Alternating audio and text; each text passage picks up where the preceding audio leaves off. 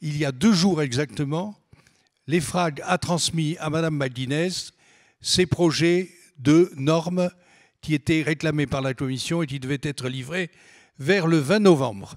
Nous avons tenu les délais. Alors je ne vais pas rentrer dans le détail des propositions qui sont faites.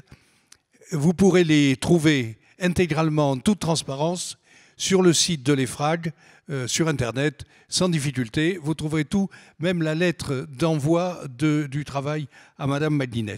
Moi, je voudrais, si vous le permettez, parler de choses très concrètes. D'abord, quel est le rôle de l'EFRAG ?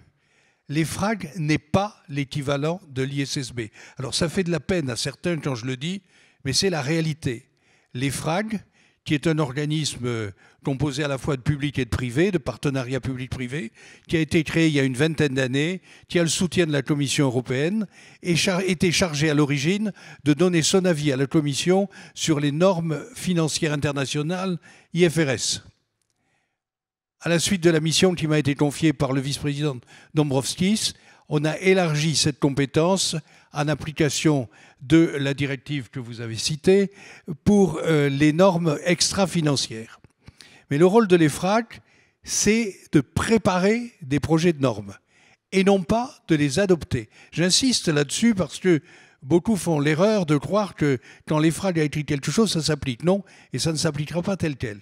Le processus qui a été mis en place fait que c'est la Commission européenne qui édictera les normes extra-financières, les normes de durabilité, après avoir examiné les projets de l'EFRAG, avoir consulté un certain nombre d'intervenants, notamment l'ESMA, qui aura un rôle important évidemment, et ensuite avec la procédure d'objection devant le Conseil et le Parlement. C'est-à-dire qu'il n'y aura pas, comme en matière de directive, une adoption après négociation par le Parlement et par le Conseil, mais la Commission proposera un acte délégué, comme cela a été fait pour la taxonomie, un acte délégué, et si ni le Parlement ni le Conseil ne font d'objection dans un délai qui sera de l'ordre de 2 ou 3 mois, le texte alors s'appliquera dans toute l'Union européenne.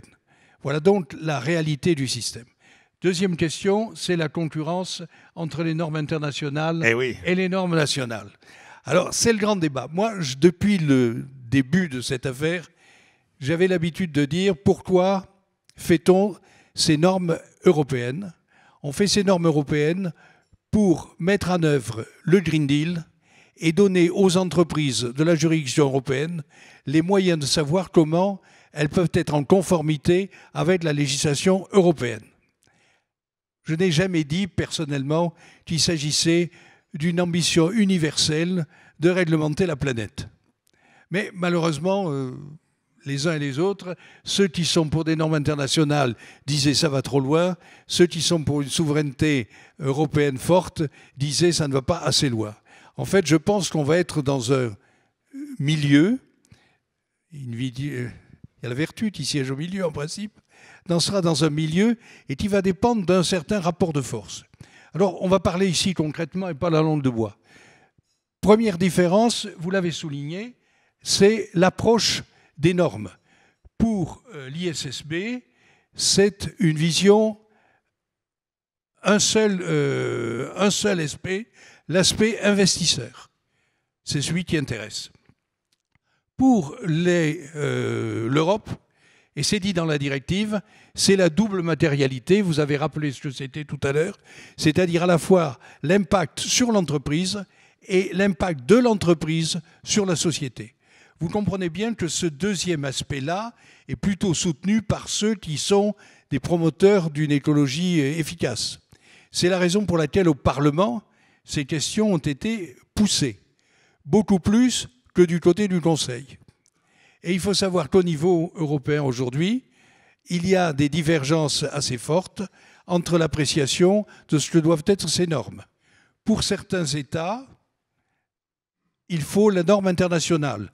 La justification, c'est nous sommes des économies tournées vers l'étranger, je pense à la Suède ou à d'autres pays, et nous avons besoin de ne pas avoir une redondance de normes à respecter. Il en va de notre capacité compétitive. Pour certains pays, la raison est différente. Et je vous répète, on parle ici sans langue de bois. Du côté de nos amis allemands, vous savez qu'ils ont une vision très protectrice des grosses PME qui travaillent, qui se forment le tissu économique de l'Allemagne. Et donc, nos amis allemands n'aiment pas beaucoup qu'on intervienne dans la gestion des entreprises. Et le président du normalisateur allemand, Georg Landfermann, me disait il y a quelque temps encore, nous avons ici 15 000 entreprises qui vont être touchées par cette directive. Nous ne voulons pas qu'on leur crée des obstacles dans leur développement et dans leur activité économique.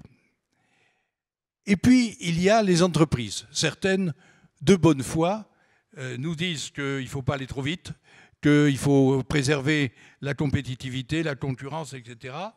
Pour d'autres, la norme internationale, je le dis en souriant, est un moyen de détourner un peu la question. On sait que pour que des normes internationales se mettent en place, il faut beaucoup de temps. On sait aussi qu'il faut qu'on prend le plus petit comme un multiple. Et donc, l'avantage de normes internationales, c'est éventuellement la souplesse.